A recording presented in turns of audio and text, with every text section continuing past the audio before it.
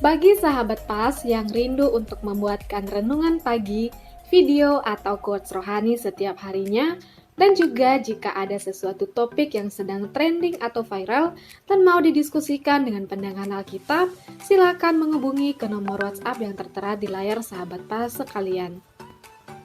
Kami juga mengajak sahabat PAS untuk mengikuti doa malam bersama dengan tim PAS yang akan diadakan setiap hari pukul 21 WIB melalui aplikasi Zoom. Dapatkan link Zoom doa malam dengan menghubungi nomor WhatsApp yang tertera di layar sahabat PAS sekalian. Terima kasih, Tuhan Yesus memberkati.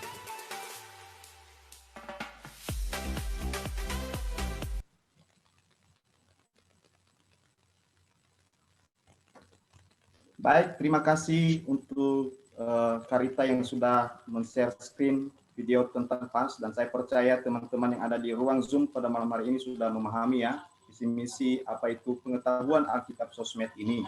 Dan langsung saja, kita tidak perlu menunggu lama-lama lagi, kita akan mendengarkan materi dari narasumber. Namun terlebih dahulu saya akan perkenalkan dulu siapa narasumber pada malam hari ini. Narasumber kita adalah Pak Yamuna Lauli, STH. Beliau adalah dosen tetap di Sekolah Tinggi Teologi Salem, Kota Malang di Jawa Timur. Ya, kepada Pak Yamu Lauli, waktu dan kesempatan dipersilakan. Baik, terima kasih Norbert. Selamat malam semuanya. Terima kasih atas kepercayaan yang diberikan kepada saya untuk bersama-sama dengan rekan-rekan muda sekalian. Jadi ketika saya masuk grup Zoom hari ini, saya rasa saya kembali muda, saudara-saudara, karena saya bertemu dengan orang muda.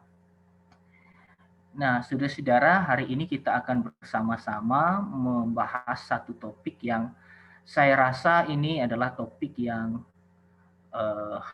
sudah sering menjadi pergumulan.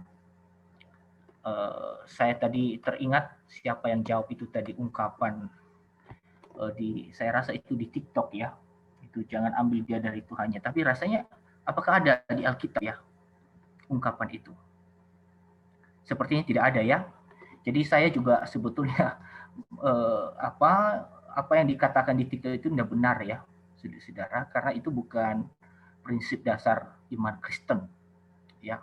Jadi kita boleh bermedia sosial, tetapi juga kita tetap bisa kritis ya, saudara-saudara. Ya, apakah saya bisa share screen ya, supaya saya bisa?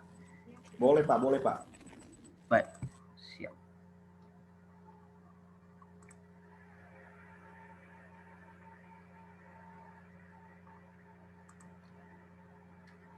Ya, baik, saudara-saudara. Ini materi kita sesuai dengan tema yang diberikan kepada saya, ya, yaitu pacaran beda agama. Tetapi sebelum saya menyampaikan ini, saya perlu tanya dulu ke Norbert, apakah yang hadir seluruh partisipan ini orang Kristen semua? Iya Pak, orang Kristen. Ya, karena pada beberapa waktu yang lalu Norbert sempat japri saya dan bertanya apakah boleh agama lain boleh ikut, dan waktu itu saya katakan ya terserah panitia, saya tidak ikut-ikut ya. Berarti ini orang Kristen semua ya. Baik. Iya Pak. Pacaran beda agama, saudara-saudara. Tadi juga dalam games yang dilakukan saya melihat beberapa pendapat yang rekan-rekan sampaikan dan cukup menarik ya. Ada yang mengatakan kalau memang jodoh ya pasti akan jadi ya, tapi ada juga yang mengatakan ya janganlah gitu ya karena beda agama. Baik, saudara-saudara, di dalam saya memaparkan ini saya tidak hanya mau menyampaikan kesimpulan bahwa boleh atau tidaknya, tetapi saya mau tunjukkan kepada kita dulu keunikan kekristenan.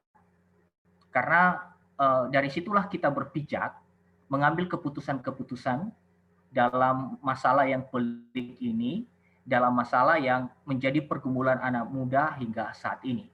Jadi saya tidak cepat-cepat mengatakan kepada kita boleh atau tidaknya, tetapi saya mau menunjukkan kepada kita bahwa apapun tindakan yang kita lakukan, keputusan yang kita ambil, itu harus berangkat dari prinsip dasar yang solid, yang bisa dipertanggungjawabkan secara logika, dan juga bisa dipertanggungjawabkan secara iman. Nah, saudara-saudara, kalau kita bicara tentang kekristenan,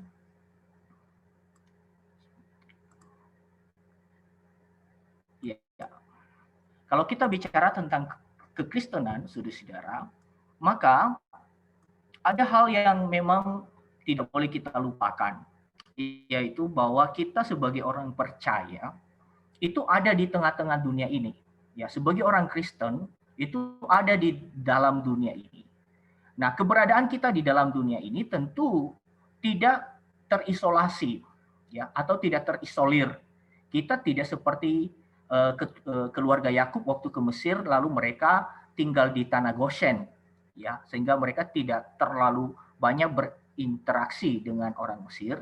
Tetapi kita sebagai orang percaya, sebagai orang Kristen, ketika kita ada dalam dunia ini, kita bersosialisasi. Kita hidup di dalam relasi sosial. Kita hidup di tengah-tengah konteks politik.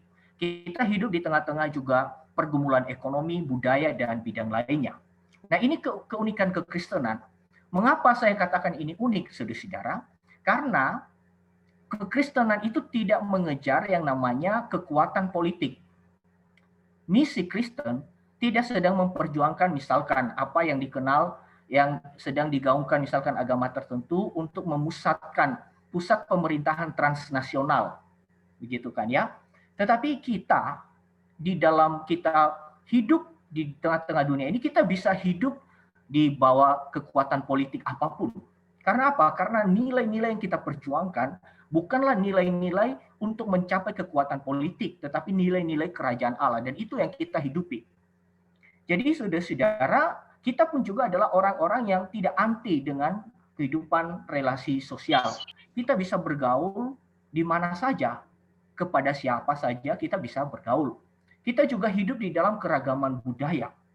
Ya, saudara-saudara, kita sebagai orang Indonesia tentu kita tidak harus seperti orang Eropa, meskipun gereja kita mayoritas itu adalah gereja yang berkiblat di dalam tradisi Barat Eropa.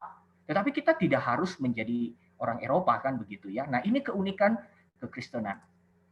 Nah, meskipun kita sebagai orang percaya tidak terisolir, namun ada hal yang memang kita perlu ingat, rekan-rekan sekalian.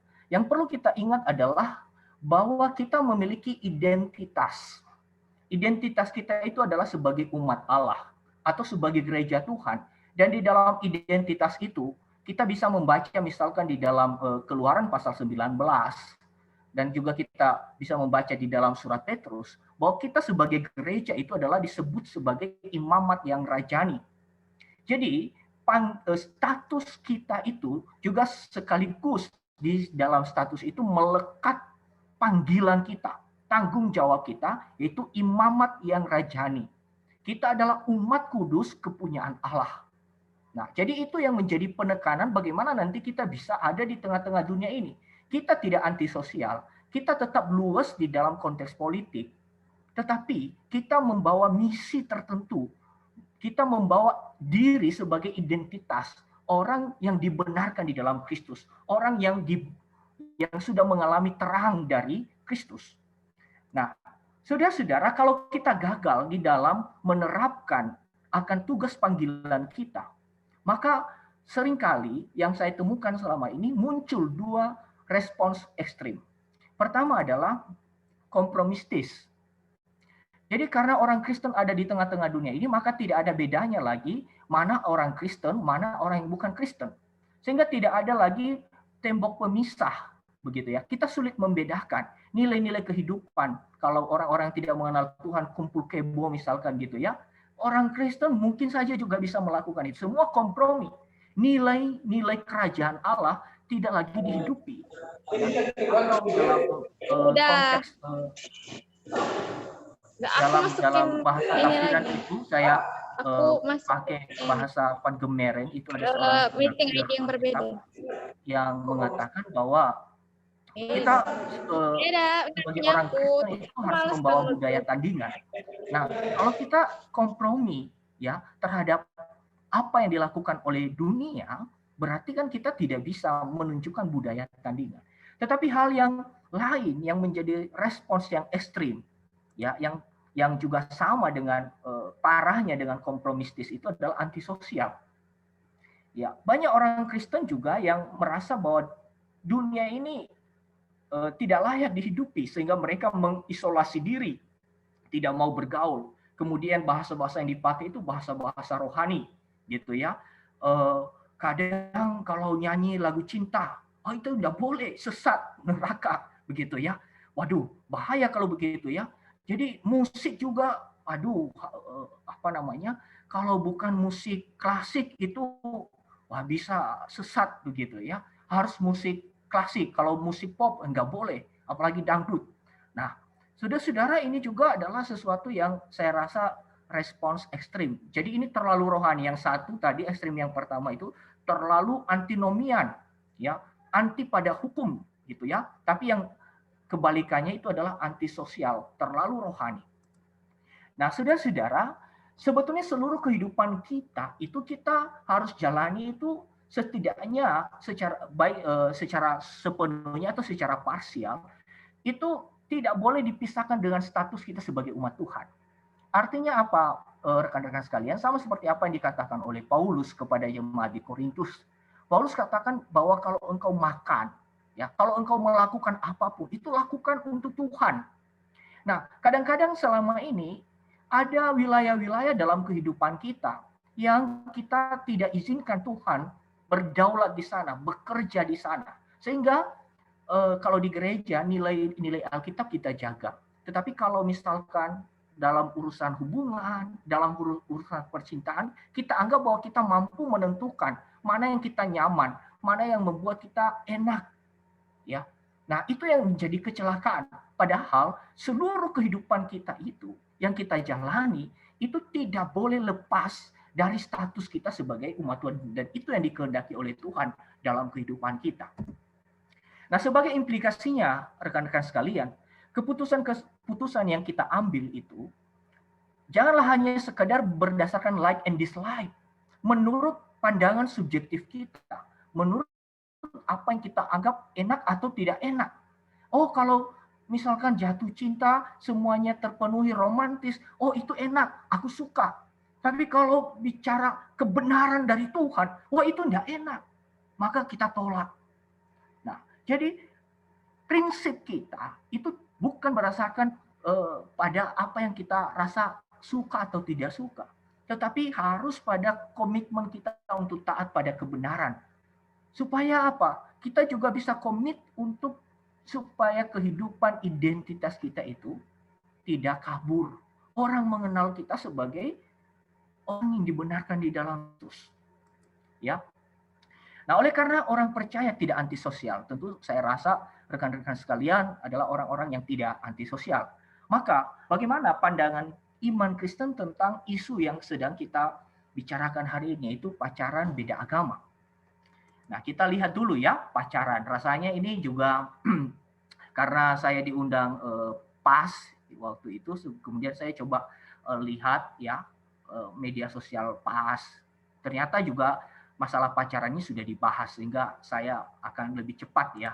Saya hanya memberikan pengantar sedikit saja. Nah, jadi dalam pengertian standar rekan-rekan sekalian, pacaran itu adalah hubungan seorang laki-laki. Ingat ya, seorang laki-laki dan seorang perempuan. Nah, jadi ini harus diperjelas ini ya, karena saya rasa juga di TikTok saya lihat juga sudah ada orang yang open ya tentang misalkan seorang laki-laki dan seorang laki-laki. Itu repot ya.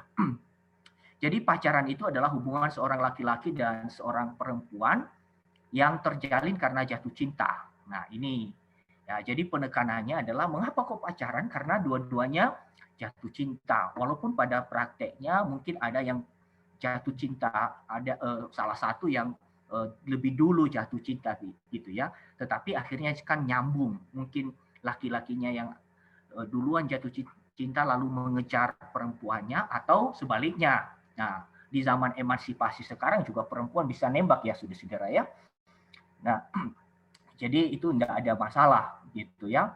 Nah, yang penting itu jatuh cinta bukan dijodohkan gitu ya. Sehingga kalau misalkan tidak jatuh cinta itu rasanya sangat kaku ya, sangat mekanistik gitu ya. Mekanistik itu tidak ada ketulusan di dalamnya, tidak ada kerelaan, tidak ada romantis-romantisnya, semua didikte. Nah, jadi kita garis bawahi bahwa pacaran itu memang harus memenuhi unsur ini, jatuh cinta ya. Saya tidak tahu apakah rekan-rekan di sini sudah banyak yang jatuh cinta dan sudah sering jatuh cinta begitu ya. Dan karena jatuh cinta biasanya yang pacaran juga mereka akan yakin bahwa suatu waktu mereka akan bisa menikah pada waktu yang akan datang. Sehingga pacaran itu kan perlu ada persetujuan kedua belah pihak, dan ya udah mulai saat ini kita pacaran seperti itu kan ya. Lalu mulai menata hari-hari mereka ya di dalam bunga-bunga cinta begitu ya, dan mereka dalam suasana hati yang sukacita, walaupun nanti kalau misalkan bertengkar gitu ya, kalau bertengkar biasanya juga ada yang tidak mau makan, tidak mau mandi begitu kan ya. Nah, biasa itu bunga-bunga dalam hubungan pacaran. Ya, memang kalau kita bicara pacaran, kita lihat teman kita, oh cie pacaran ya, yang ada di benak kita kan yang enak-enak gitu ya. Maka bagaimana sifat hubungan dalam tahap pacaran? Ya, kita lihat di sini, sifat hubungan dalam tahap pacaran itu adalah ada komitmen. Ya, tidak mungkin orang pacaran tanpa komitmen, saudara-saudara. Ya, tetapi komitmen dalam tahap pacaran itu juga lebih banyak dibungkus dalam janji-janji manis, ya. Nggak tahu pahit manisnya ya, pokoknya apa pahit-pahitnya, pokoknya yang banyak itu yang manis-manis, ya. Yang kedua itu adalah hubungan diimajinasikan dalam kadar romantis. Jadi kadar romantis itulah yang menjadi parameter ukuran, ya, ukuran bagaimana keindahan pacaran. Jadi makanya kalau anak-anak remaja gitu ya, begitu masuk ke bangku SMP, ya SMP, SMA, itu yang jadi sorotan utama mereka, imajinasi mereka itu adalah romantika dalam percintaan, sehingga mereka lebih suka nonton drakor misalkan, atau lebih suka nonton sinetron ya, misalkan sekarang ibu-ibu juga sekarang lagi demen ya dengan sinetron Ikatan Cinta ya di RCTI begitu ya. Karena imajinasi manusia itu sangat besar sekali dan menginginkan sesuatu yang indah dalam romantika. Kemudian yang ketiga itu adalah di dalam berpacaran itu ada alasan yang membuat bertahan, itu adalah kenyamanan. Ya, jarang ada orang pacaran dengan kata-kata dewasa begitu kan ya. Kenapa kalian masih sama-sama sampai sekarang? Waduh, karena kami sudah komitmen untuk nanti akan tunangan sebentar lagi. Bukan. Ya, yang lebih banyak itu adalah aku nyaman sama dia. Kalau pergi ke kampus dijemput begitu ya. Kalau hari Sabtu sudah siap pasti akan diajak malam mingguan dan macam-macam begitu ya. Tetapi juga pacaran itu juga menjadi kesempatan perkenalan yang lebih dalam untuk menuju pertunangan atau pernikahan. Nah, jadi kalau sudah lewat dari beberapa tahap yang ketiga ini, maka kalau mau serius, maka mereka juga memakai waktu untuk pacaran untuk semakin dalam perkenalan. Nah, sekarang kita lihat pacaran beda agama. Apa sih pacaran beda agama itu? Tentu tidak ada bedanya ya. Jadi dengan yang tadi pacaran secara umum, cuma saja ditambah ini beda agama begitu ya. Nah, rekan-rekan sekalian, pacaran beda agama itu adalah hubungan pacaran yang terjalin antara seorang laki-laki dengan seorang perempuan ya, yang memiliki latar belakang agama yang berbeda ya. Tetapi yang perlu kita tanya adalah mengapa pacaran beda agama itu bisa terjadi? Ya, mengapa sih pacaran beda agama itu bisa terjadi? Saya mencoba merenungkan ya, dan akhirnya saya menyusun beberapa jawaban dari pertanyaan ini. Pertama adalah mendapatkan kenyamanan dan romantis dalam menjalin hubungan. Nah, rekan-rekan sekalian, ini semuanya bisa terjadi. Begitu kita jatuh cinta terhadap seseorang, ya, kita kan tidak tahu latar belakangnya. Apalagi kalau orang itu memang orangnya sangat humble, sangat juga sopan, kemudian perhatian. Nah, apakah kita tidak klepek-klepek melihatnya begitu ya? Dia memperlakukan kita dengan istimewa. Nah, jadi kenyamanan dan romantisme itu akan membuat hati kita luluh, dan siapa sih yang nggak suka dengan hal itu? Sehingga kita akhirnya tidak memperhitungkan hal lain gitu ya. Orangnya dari mana, agamanya apa begitu ya. Yang penting kita lihat, kita merasakan ada kenyamanan, kita merasakan ada romantis dari dia, kita merasakan ada perhatian dari dia. Kemudian yang kedua adalah salah satu atau keduanya, salah satu yang dimaksud itu adalah orang yang berpacaran itu tadi. Keduanya abai terhadap esensi siapa dirinya dalam konteks hubungan dengan Tuhan. Misalkan dia tahu bahwa yang mendekati dia, yang menjalin hubungan dengan dia itu adalah orang yang tidak seiman misalkan. Tetapi ia tidak menganggap bahwa keputusan untuk dia menerima atau tidak itu ada hubungannya dengan identitasnya. Sebagai misalkan kalau dia seorang Kristen, oh aku adalah anak Tuhan, begitu kan? Aku adalah milik Tuhan. Nah, dia tidak menganggap itu penting. Dia atau seperti yang saya sudah jelaskan tadi juga adalah dia menganggap bahwa wilayah ini adalah wilayah privatku sendiri, ya. Itu Tuhan tidak punya kekuasaan di sana, ya. Tuhan tidak punya intervensi di sana. Jadi wilayah percintaan, wilayah keluarga, mungkin ini juga muncul karena ketidaktahuan akan betapa pentingnya kehidupan sebagai seorang Kristen, begitu ya. Yang ketiga, menganggap bahwa urusan kebahagiaan dalam ikatan cinta tidak boleh dihalangi oleh perbedaan agama. Nah, ini kalau sudah terlanjur, rekan-rekan sekalian, sudah terlanjur cinta, sudah banyak kenangan, dan rekan-rekan sekalian, mohon maaf saya katakan di sini, biasanya ini juga kalau misalkan bukan hanya terlanjur cinta, tetapi mungkin sudah masuk pada hubungan fisik. Ya. Nah, terus bagaimana lagi? Sudah tidak bisa, kalau diputus juga, ya bagaimana ya? Apalagi kalau misalkan yang Kristen itu perempuan. Ya. Karena saya melihat beberapa orang itu terjadi, rekan-rekan sekalian. Ya, dulu saya ada anak remaja saya di Surabaya, ya hamil duluan, walaupun dia anak binaan saya. Loh, terus mau buat apa? Gitu kan ya, mau buat apa? Kita tidak bisa buat apa-apa kan? Karena ya, pacarnya mau tanggung jawab, ya akhirnya kan menikah. Begitu. Nah, jadi sudah menganggap bahwa dia sudah bahagia dan agama sudah enggak menjadi sesuatu yang penting ya gitu ya. Nah, jadi pasti ada dampaknya rekan-rekan sekalian. Ada dampak pacaran beda agama itu. Nah, kita lihat apa dampaknya. Nah, dampak pertama adalah adanya pemisahan jalinan hubungan dalam arti menjalin hubungan serius dengan seseorang dengan identitas sebagai penganut agama tertentu. Jadi dia membuat wilayah pemisahan yang sangat ekstrim. Ya, ini kebahagiaanku, ini pilihan hidupku. Ya, itu berbeda dengan identitasku. Jadi dia memakai dua wajah begitu ya. Jadi kalau misalkan untuk urusan hubungan dengan dalam berpacaran, ya dia tidak ikut-ikut identitasnya tidak ikut-ikut begitu kan ya. Nah, cuma nanti misalkan kalau di gereja, waduh itu nyanyinya lompat-lompat, aku anak raja gitu ya. Tapi setelah di gereja dia sudah jadi milik pacarnya begitu. Nah, itu repot saudara-saudara. Sehingga dalam hubungan pacarnya juga ya apakah kebenaran menjadi dijunjung tinggi di sana? Belum tentu. Paling yang dijunjung tinggi apa? Moralitas, adat. Tetapi spirit adat dan moralitas itu beda dengan kebenaran. Karena kebenaran itu memerdekakan. Kebenaran itu membebaskan. Tapi kalau moralitas itu seperti seorang yang memikul kuk yang berat. Gitu saudara-saudara ya. Oh takut karena adat misalkan. Wah itu dia stres saudara-saudara. Maka akhirnya nanti bisa kawin lari. Ya.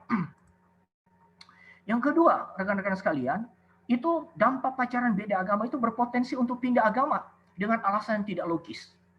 Nah, berapa orang artis yang kita bisa saksikan, saudara-saudara? Ya, sebulan lagi menikah, ya langsung pindah agama. Ditanya kepada dia kenapa pindah agama, nggak ada jawaban, saudara-saudara. Ya, jawaban secara klise saja. Misalkan kalau dia pindah ke agama Islam, dia katakan dapat hidayah, belum tentu juga dia ngerti itu hidayah atau apa. Atau dia pindah ke Kristen, mengapa kamu pindah jadi agama Kristen misalkan? Oh, karena aku bermimpi ya, dapat mimpi yang di foto-foto itu loh, saudara-saudara, yang rambut pirang gitu ya, berpakaian putih. Wah, aduh, itu dia anggap Yesus gitu ya. Makanya kalau kita bersorak ya, oh ada artis pindah agama, hati-hati dulu ya. Jangan-jangan dia tidak punya alasan logis ya. Harus punya alasan logis sebetulnya untuk pindah agama. Itu yang lebih fair ya. Kalau misalkan seseorang pindah agama itu harus bisa menunjukkan bahwa dia menemukan kebenaran yang baru yang mengubah hidupnya ya. Kemudian yang ketiga, dampak pacaran beda agama itu adalah terpaksa menjadi orang yang menganut pluralisme agama. Nah, ini repot.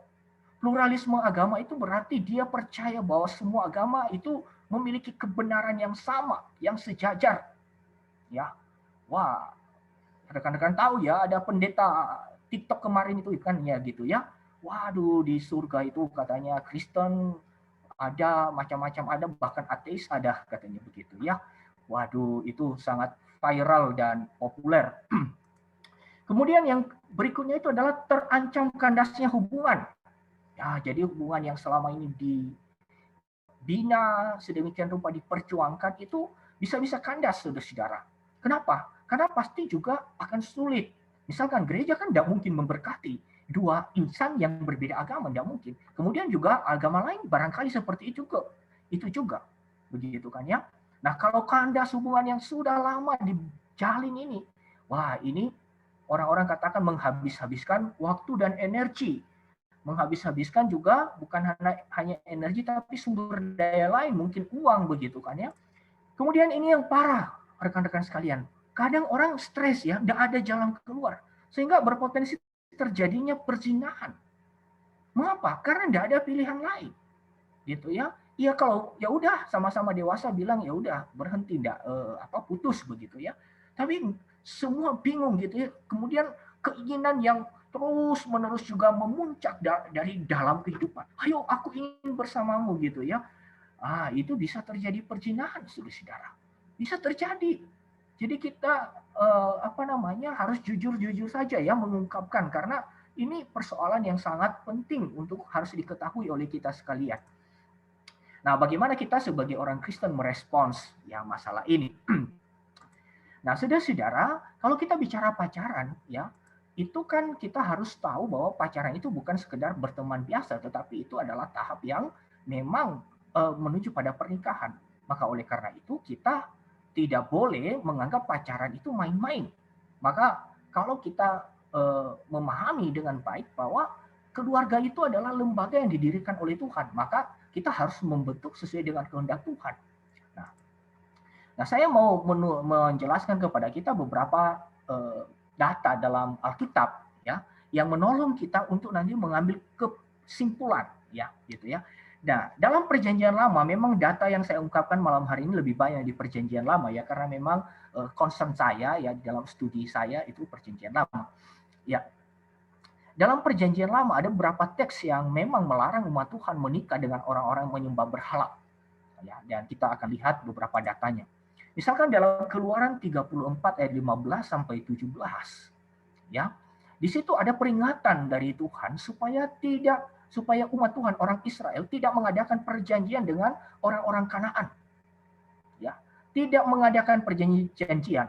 Nah, tidak mengadakan perjanjian itu juga terkait langsung ya. Jadi di ayat selanjutnya Tuhan katakan kalau jangan kamu mengadakan perjanjian, kemudian kamu jangan mengawinkan anak-anakmu kepada mereka. Jadi kalau mengadakan perjanjian, kesepakatan dengan mereka, orang yang tidak mengenal Allah, maka itu menjadi bagian juga yang tidak terhindarkan adalah kawin-mawin ya dengan mereka begitu. Mengapa demikian? Tuhan mengatakan bahwa pernikahan antara orang yang mengenal Tuhan atau hubungan antara orang yang mengenal Tuhan dengan yang tidak mengenal Tuhan dalam hubungan yang komit ya, dalam hubungan komit, bukan dalam hubungan ekonomi ya, bukan dalam hubungan politik, tapi dalam hubungan yang komit, misalkan pacaran, tunangan atau menikah, ini berarti Tuhan sudah memberikan peringatan. Makanya hati-hati ya, ini firman Tuhan ya. Jadi Tuhan sudah tahu ya bahwa ini sesuatu yang bahaya. Maka Tuhan katakan bahwa kalau itu terjadi maka justru umat Tuhan itu berpotensi terbucuk, ya, terbucuk pada penyembahan berhala. Ya. Kemudian yang kedua, rekan-rekan sekalian, itu dalam Ulangan 7 ayat 3 sampai 6 itu juga pernyataannya hampir mirip dengan Keluaran, tetapi ini ada penegasan. Nah, di dalam pasal 7 ayat Ulangan 7 ayat 3 sampai 6 ini penegasan yang digarisbawahi di ayat yang ke-6 itu adalah status umat Tuhan. Umat Tuhan itu punya status sebagai umat yang kudus bagi Tuhan, bangsa yang dipilih oleh Tuhan. Maka berangkat dari status itu, maka mereka tidak boleh kawin-mengawin dengan orang yang tidak mengenal Tuhan. Karena menurut bagian ini, teks ini, hal tersebut akan membawa dampak pada penyimpangan dari Tuhan. Jadi dampaknya sama seperti yang diungkapkan di dalam Keluaran pasal 34 tadi. Ya, menyimpang dari Tuhan. Kemudian kita lihat lagi saudara-saudara, Perjanjian Lama itu mengungkapkan juga kepada kita godaan dan akibat ya menjalin hubungan dengan orang yang tidak mengenal Tuhan. Nah, ada beberapa data yang memang saya juga kumpulkan, saudara-saudara. Nah, perhatikan di dalam Bilangan pasal 25 ayat 1 sampai 3, di situ ada cerita ya orang Israel itu menyembah berhala. Nah, penyembahan orang Israel kepada berhala, ya, mereka berpaling dari apa yang menjadi mereka akhirnya membelakangi Tuhan. Gitu. Karena apa? Ketertarikan seksual. Ya, ketertarikan seksual. Saudara,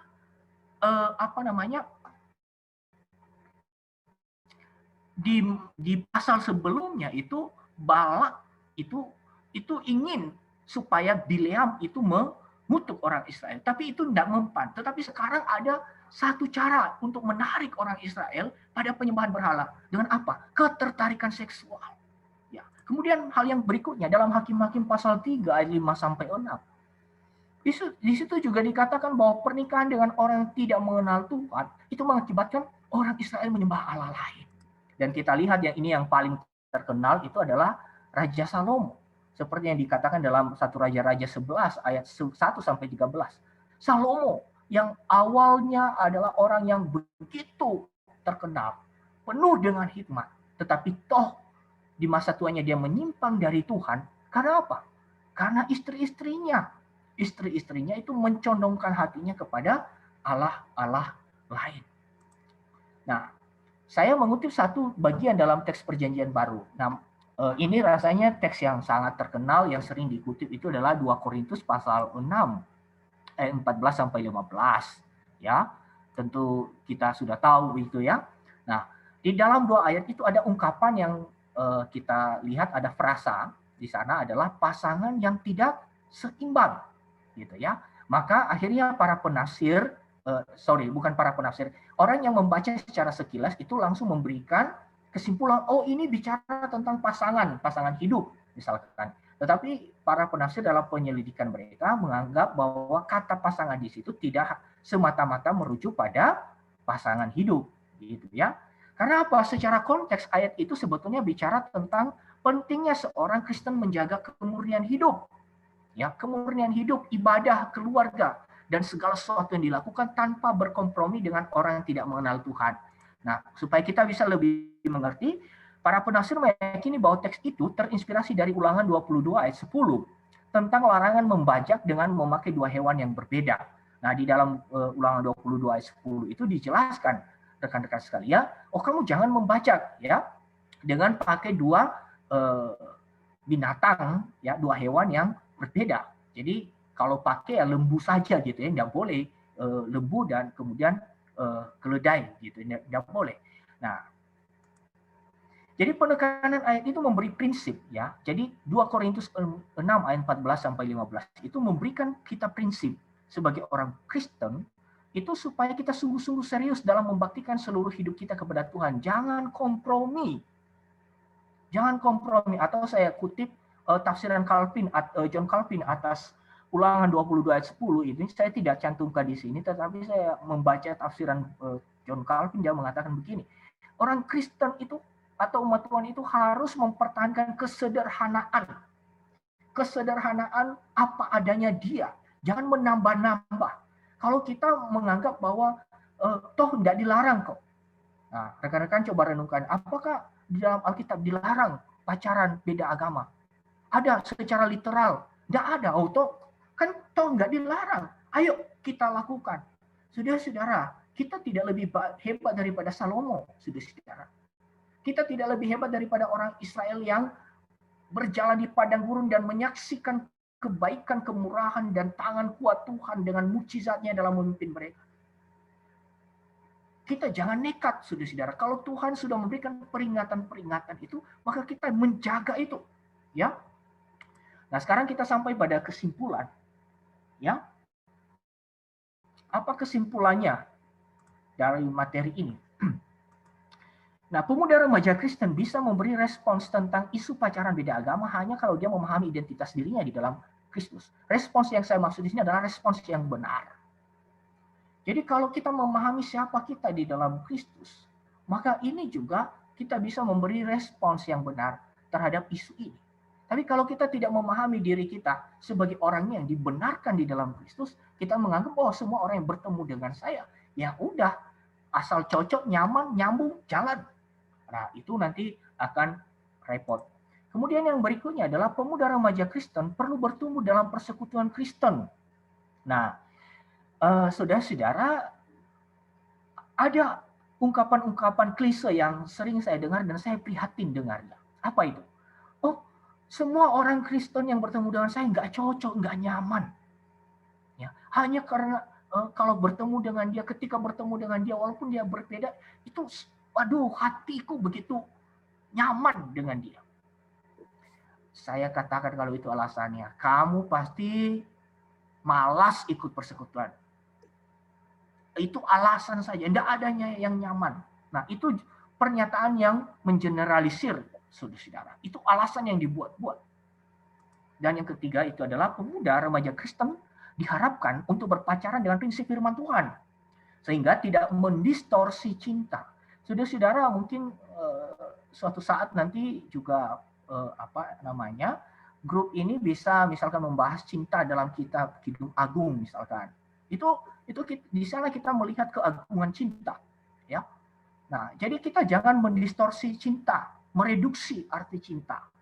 Kita jangan sampai menjadi orang yang seperti remaja yang baru bertumbuh remaja gitu ya, hanya bicara cinta pada aspek romantis dan pemenuhan kepuasan ego.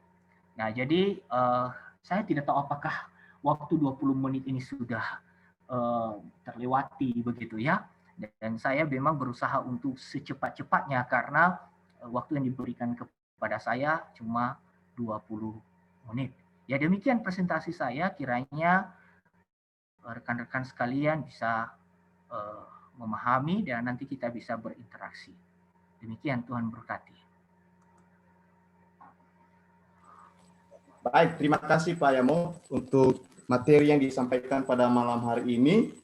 Dan saya rasa teman-teman sudah mengikuti dengan serius dari awal sampai akhir. Dan mungkin ada nanti pertanyaan. Dan setelah kita ada sesi foto nanti baru dijawab ya. Bisa ditulis di ruang chat.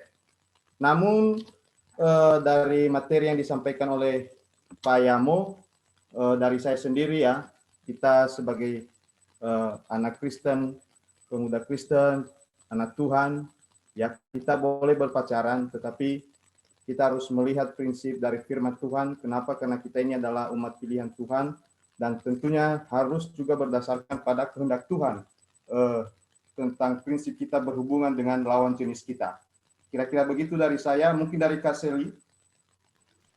Oh iya, betul sekali. Saya setuju dengan kesimpulan dari Kak Nobet ya. Kalau menurut saya sendiri bahwa pacaran beda agama ini sangat berbahaya ya. Kalau menurut saya pribadi, karena sangat berpotensi untuk pindah agama ya. Terus apalagi hubungan yang terkandas seperti narasumber berkata bahwa hanya menghabis-habiskan waktu saja. Kalau sudah 4 tahun, 3 tahun, nah ya kalau menurut saya ya kalau kita menjalin hubungan dengan berbeda agama, kita lihat latar belakang dari tokoh-tokoh Alkitab bahwa ada yang tergiur dengan agama sebelah yang berbeda dengan kita, akhirnya meninggalkan Tuhan, meninggalkan doa, meninggalkan persekutuan dengan Tuhan, meninggalkan pelayanan, bahkan bisa berpaling dengan Tuhan yang bukan Tuhan kita gitu. Ya, kita generasi muda ya, kita generasi muda tentu kita sudah jalankan misi Allah di bumi itu seperti waktu. Ya, oke, kita mungkin lanjutkan dengan sesi foto ya Kak. Iya, benar sekali. Langsung aja ya. Oke ya, teman-teman yang kameranya masih tertutup boleh dibuka. Kita foto sebentar supaya muka dan wajah yang sudah join malam hari ini boleh kita lihat ya. Nanti yang foto Kak Siwati. Ya, dengan hormat teman-teman yang masih tertutup kameranya, silakan dibuka. Oke, terima kasih Bang Hope. Terima kasih Kak Hesti, terima kasih. Oke, teman-teman yang masih ditutup silakan.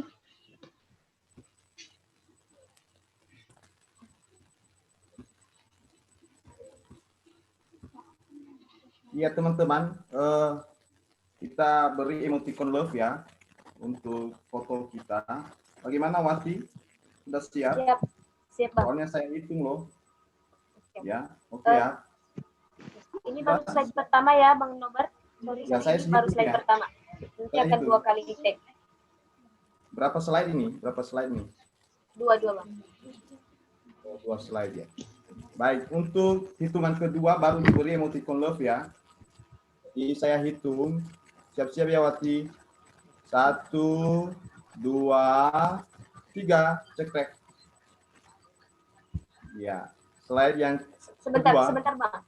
1. Sebentar Bang, saya tes dulu. Ya. Bang Norbert sebentar. Oke. Terima kasih ya Bang, silakan Bang. Ya. Hitung.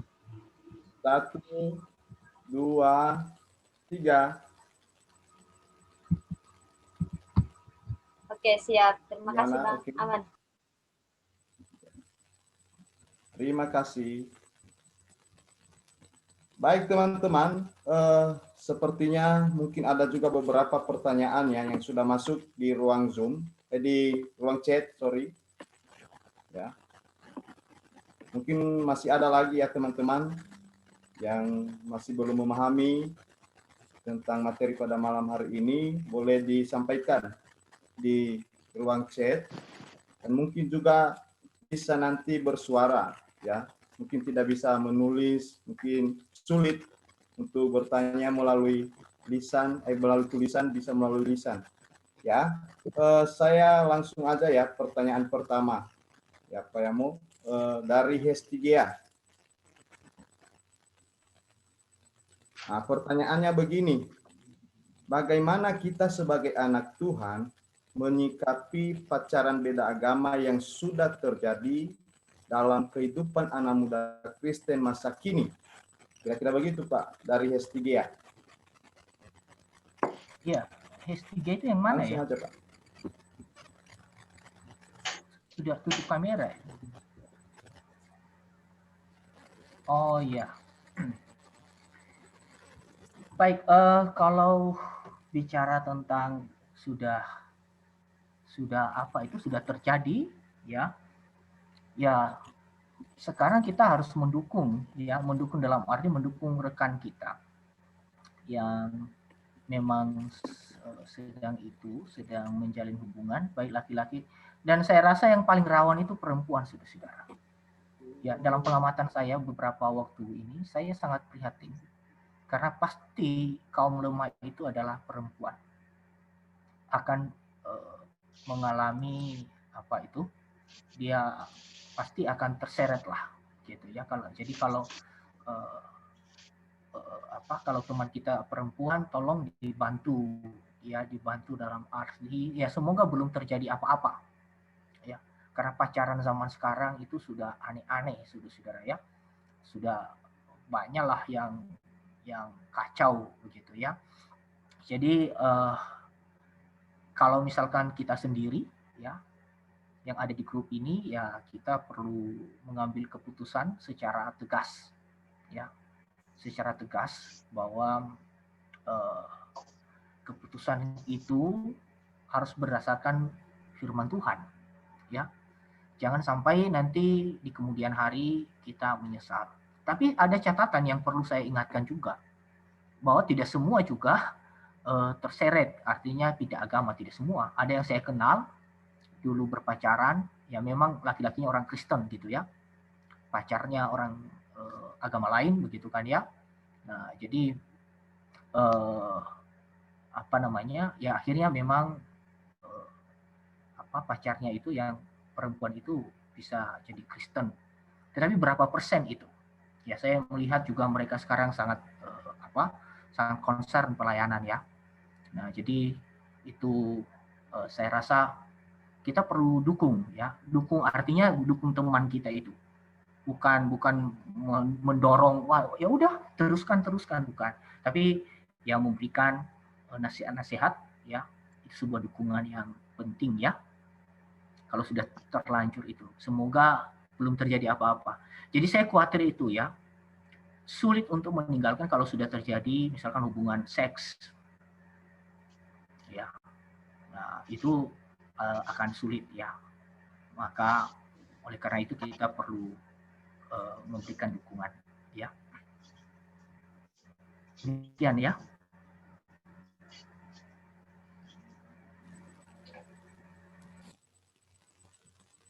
Iya. Oke. Halo Seli. Ya, terima kasih Pak Yomo untuk jawaban yang sangat bagus. Halo? Ya, jelas-jelas suaranya.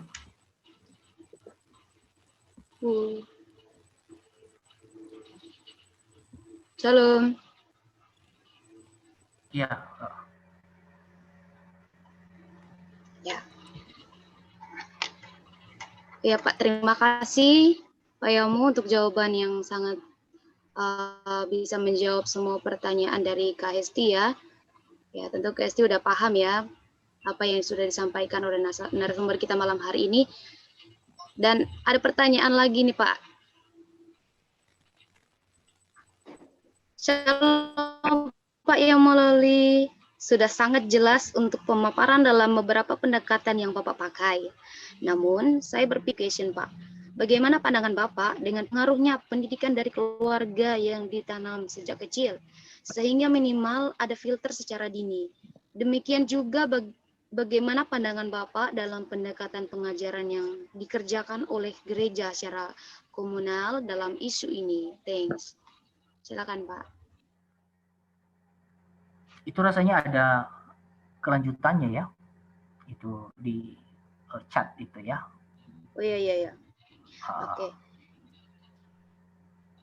Karena isu ini Pak, yang akan menyeret pihak pemuda-pemudi Kristen untuk memberontak kepada orang tua dan menjauhkan diri dari persekutuan-persekutuan rohani. Ya. Jadi usul dari siapa ini?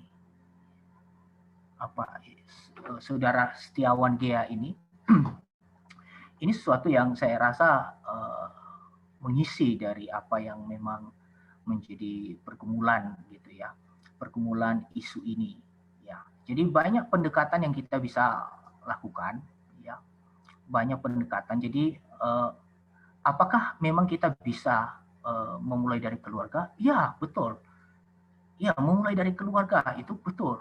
Tetapi kita ingat lagi gitu ya,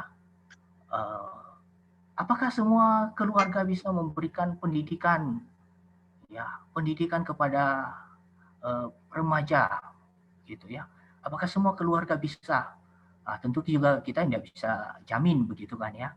Nah, jadi peranan gereja, apalagi pengasuh remaja pemuda itu sangat penting, ya. Walaupun memang ada yang juga bisa misalkan kecolongan, misalkan begitu. Ya kita tidak bisa berbuat apa-apa. Misalkan pengalaman saya bisa saksikan sendiri. Saya pembina pemuda, ya, di satu gereja waktu itu sekitar 5 tahun yang lalu. Ya, mau gimana? Apakah tidak kurang-kurangnya kita persekutuan misalkan? Tidak juga begitu ya. Nah, tapi kita tahu isu ini adalah isu yang sangat serius ya di depan mata kita gitu ya. Apalagi juga ada semacam upaya-upaya tertentu dari pihak tertentu juga yang ingin membuat kekristenan jadi tergerus misalkan. Ya, itu juga bukan rahasia yang ditutup rapat-rapat, tapi itu sudah rahasia umum. Nah, kemudian berkaitan dengan ini menyeret pihak pemuda-pemudi Kristen memberontak kepada orang tua, itu saya kurang paham ya. Apakah saya pernah jelasin tadi itu atau bagaimana itu bisa dijadikan implikasi dari apa yang saya sampaikan? Saya kurang paham, mungkin bisa dijelasin ya. Pak Yamo, saya kasih tambahan ya dalam kalimat saya yang terakhir. Maksud saya begini, ini ada kaitannya dengan pengaruh daripada pendidikan ya, pendidikan dari keluarga. Jadi kalau pada akhirnya pendidikan itu tidak beres diberikan oleh orang tua, nah tentu ini akan berdampak pada bagaimana letak kepercayaan seorang anak itu terhadap orang tua. Lalu asupan gizi apa yang dia dapat sejak di rumah. Mulai dari kecil, bertumbuh remaja, dewasa, hingga terjadi sampai pada suatu ketika contohnya dia masuk dalam isu ini. Ya, jadi itu kaitannya Pak Yamon bahwa banyak juga saya menemukan di lapangan hal itu, akhirnya mereka dengan seenaknya memberontak sama orang tua karena mereka nggak dapat nutrisi apa-apa dari orang tua. Makanya tadi sangat selaras dengan yang Bapak sampaikan, memang satu hal yang cukup miris hari ini dan sudah sangat terjawab tadi Pak Yamon, memang gereja mesti mendidik jemaatnya, orang-orang tua untuk secara serius sih dalam pengajaran-pengajaran supaya itu bisa diimplementasikan dalam pendidikan keluarga. Begitu maksud saya Pak, bukan untuk materi Bapak, bukan. Isu itu akan menyeret anak-anak muda, secara khusus pihak Kristen Pak, jika orang tua tidak secara bertanggung jawab memberi asupan gizi secara rohani untuk anak-anaknya. Dan karakter building mungkin begitu Pak Yamo. Thank you. Baik. Terima kasih responsnya, karena di chat ini saya karena terpotong rasanya gitu ya. Nah, jadi memang itu gap yang saat ini perlu kita sadari gitu ya. Saya lihat di sini, sorry kalau saya berani mengatakan ini ya. Ini mayoritas di sini itu anak-anak dari Pulau Nias kan ya. Saya tadi lihat berapa peserta. Satu hal data yang ingin saya sampaikan saudara-saudara, ada orang yang saya kenal sekolah di Bandung, kerja di Bandung. Kerja di Bandung, memang dia juga kenal saya dan berapa kali kami chat dalam inbox Facebook karena kami kenal gitu ya. Tapi persoalannya adalah awalnya saya lihat dia itu ada ini perempuan ya.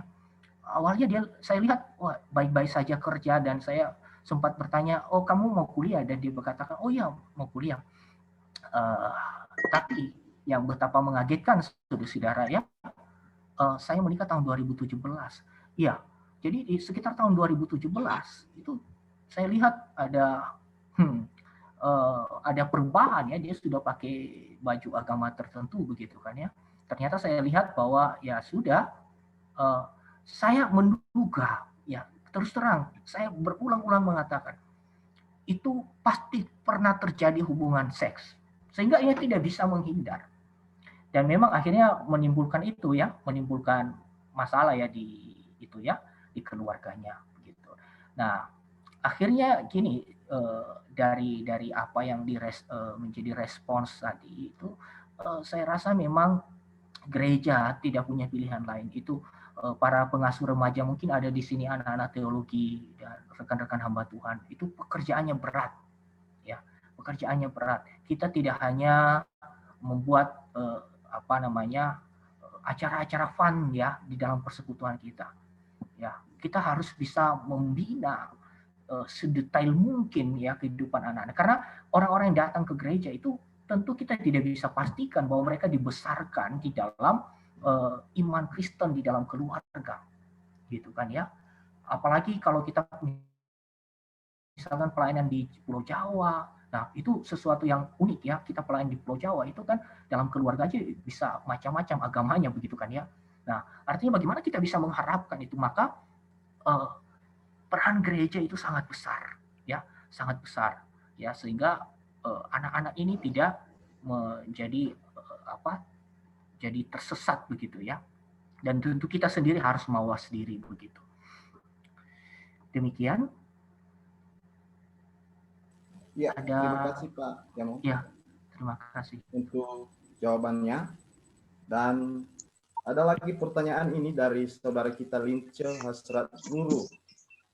Nah, pertanyaannya begini Pak, apakah di dalam hubungan yang berbeda itu memiliki dampak buruk bagi agamanya masing-masing? Dan bagaimana untuk hubungan yang lebih mempertahankan cintanya daripada agamanya? Ya.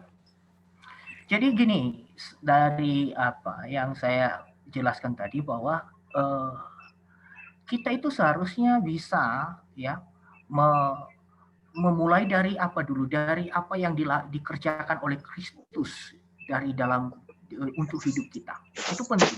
Jadi Injil itu penting. Apakah Injil itu sudah mengubah hidup kita? Injil itu membuat kita sudah lahir baru, menjadi orang yang dibenarkan dalam Kristus, barulah kita bisa melihat apa yang ada di sekitar kita dan bisa memutuskan apakah kita itu terus atau tidak. Begitu ya. Nah, saya tahu bahwa dari pertanyaan ini memang kita diberikan dalam dua pilihan. Tetapi bagi saya, mengapa harus dua pilihan? Begitu kan? Pilihannya adalah mempertahankan cinta. Ya, gitu kan misalkan. Lalu pertanyaan saya adalah kenapa pilihannya hanya dua misalkan begitu ya? Kenapa bukan yang lainnya? Ya, saya pakai pendekatan filsafat sedikit ya. Kenapa bukan yang lainnya? Begitu kan ya. Kalau kita tahu bahwa yang lainnya itu lebih penting, misalkan cinta Tuhan lebih penting daripada cinta romantika. Loh, kenapa bukan itu yang diperjuangkan? Kan begitu.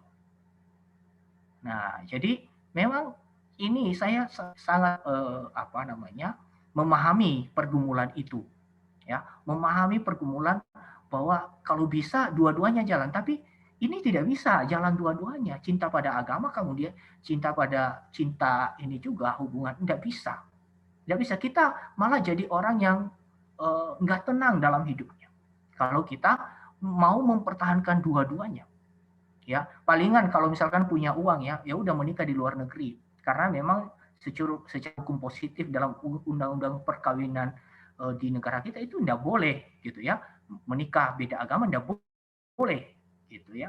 Akhirnya ya udah pergi ke luar negeri menikah. Atau apakah kita bisa menikah diam-diam? Tidak mungkin juga, karena kita hidup di dalam kultur sosial yang begitu ketat gitu. Beda dengan orang Eropa. Ya udah kalau menikah nikah sendiri gitu, tidak ada masalah. Tapi kita itu ada di dalam budaya Timur yang kita terikat ya secara erat ya dengan konteks budaya, dengan konteks masyarakat sosial di mana kita ada begitu ya. Nah, maka konsekuensinya apa? Ya udah mending ya udah pindah agama. Jadi memang itu enggak bisa ditolerir. Itu ujung-ujungnya begitu. Ya. Dan itu harganya begitu mahal, Saudara-saudara. Harganya begitu mahal. Nah, saya mau ingatkan kepada kita ya, karena saya itu sangat concern dengan Injil, Saudara-saudara. Kalau kita sudah diubah oleh Injil yang begitu berharga spesial, apakah Injil itu akhirnya kita kesampingkan? Itu loh. Apakah Injil itu begitu mahal, Saudara-saudara? Allah Bapa mengutus anaknya, Yesus Kristus untuk menyelamatkan kita. Lalu kita terima itu atas anugerah Tuhan. Kita dijadikan sebagai manusia baru. Nah, itu yang perlu untuk kita ingat. Kita harus hargai apa yang sudah diberikan oleh Tuhan kepada kita. Jadi, apakah dalam hubungan yang berbeda itu memiliki dampak buruk bagi agamanya masing-masing? Bagi agama nggak ada dampak buruknya, tetapi bagi penganutnya, itu loh. ya bagi penganutnya itu yang mengalami dampak buruk yang seperti yang saya sudah jelasin tadi. Demikian. Ya, terima kasih Pak Yamo jawabannya. Mungkin dari teman-teman yang mau bertanya lagi, satu lagi ya. Karena memang waktu dan yang memisahkan kita juga. Mungkin satu lagi dari teman-teman. Ini ada satu, Pak. Oke. Dari Ya. Triaman ya, Lemban 2. Izin bertanya Pak, apakah kita berdosa ketika kita pacaran dengan orang yang beda agama dan menjalinnya? Tetapi apakah akhirnya dia mengikuti agama kita? Bagaimana dengan hal itu Pak? Baik, terima kasih. Rasanya tadi saya sudah singgung ya, ada kesaksian yang memang saya lihat sendiri ya, bahwa mereka menjalin hubungan yang laki-laki itu orang Kristen, saya kenal baik orangnya, kemudian perempuannya itu juga orang ya agama lain, tidak seagamanya begitu ya, karena ini rasanya direkam ya. Nah, jadi pokoknya dari agama lain lah begitu ya. Nah, memang yang jadi alasan klasik yang sering diungkapkan begini, ya kan sudah jatuh cinta, ya kan sudah jatuh cinta, kemudian ya sudah nanti saya injili. Bisa, itu bisa, tapi pastikan dulu dia memang sudah komitmen untuk itu atau enggak. Ya, kalau tidak itu akan repot. Kita sendiri yang akan kewalahan, gitu kan ya. Nah, pertanyaan di sini, apakah kita berdosa ketika kita pacaran dengan orang yang beda agama? Itu tidak berdosa, tidak berdosa. Tapi kalau kita melakukan hubungan yang di luar batas dalam berpacaran, jangankan luar pacaran dengan beda agama, yang seagama aja sudah dosa, sudah dosa. Nah, jadi ini yang pentingnya berpacaran. Bagi saya sebetulnya kan berpacaran itu kan ya mirip-mirip dengan berteman lah, ya mirip-mirip, walaupun memang dia lebih spesial sedikit begitu kan. Ya, tapi memang peringatan dari Tuhan ini penting menjadi peringatan untuk kita. Ingat-ingat terus, ya. Kalau kita nekat dan mengatakan aku baik-baik saja, ya bolehlah kamu baik-baik saja, tapi hati supaya nanti semuanya baik-baik saja. Itu saja.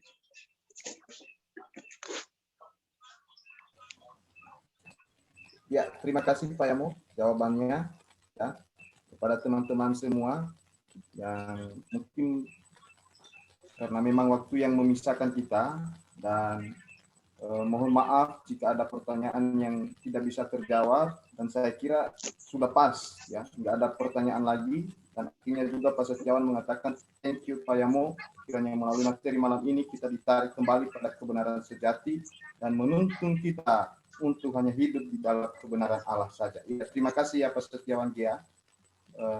Untuk selanjutnya saya akan memberikan kesempatan kepada Kak Karyaman Gia untuk memberikan ucapan terima kasih kepada Kak Karyaman Gia, dipersilakan.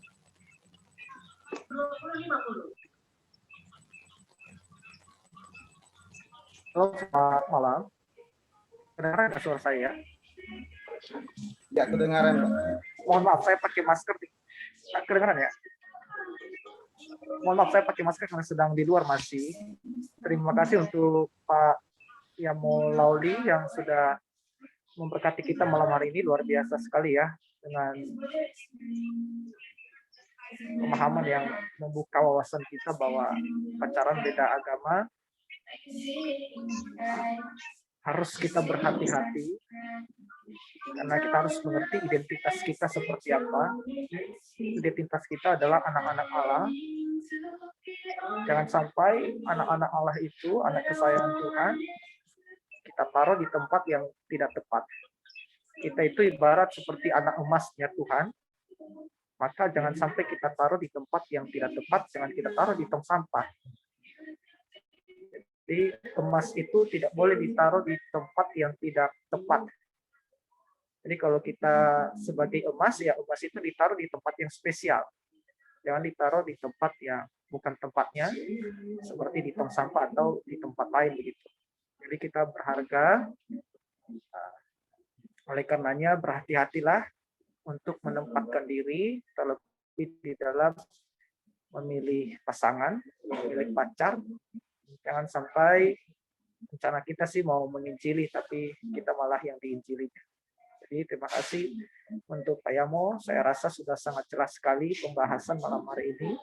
Kiranya Pak Yamo terus diberkati Tuhan lebih lagi di dalam pelayanan, bahkan juga di dalam pekerjaan sebagai tenaga dosen di kampus STFS Salem. Biarlah melalui Bapak, anak-anak pemuda banyak yang diberkati lewat pengajaran-pengajaran yang benar sesuai dengan yang Tuhan Yesus telah ilhamkan kepada Pak Yamo Lauli. Terima kasih juga untuk sahabat-sahabat pengetahuan Alkitab Sosmed yang sudah terus antusias untuk mengikuti kegiatan kita. Jangan bosan-bosan untuk mengikuti komunitas, sebab di dalam komunitas itulah di situ kita bertumbuh. Sama-sama didewasakan, sama-sama digembleng, sehingga kita boleh menjadi orang-orang yang berhasil, berwawasan luas, baik secara kebenaran firman Tuhan, bahkan juga pemahaman-pemahaman sekuler lainnya, pemahaman-pemahaman umum. Jadi semangat terus untuk kita semuanya, rekan-rekan, sahabat pengetahuan Alkitab Sosmed yang sudah join malam hari ini. Terima kasih, Tuhan Yesus memberkati.